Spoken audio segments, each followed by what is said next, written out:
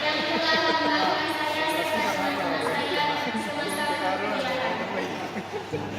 Kemudian ucapan terima kasih asyhadulillah kepada Bapak Dr. Hasanuddin Yusuf Arar, MCMMA, selaku pembimbing satu skripsi saya, kepada Bapak Misran, SADM,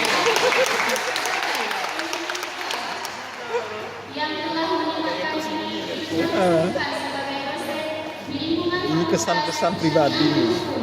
untuk memberikan pengarahan sehingga skripsi saya telah terselesaikan di waktu yang sudah dijadwalkan.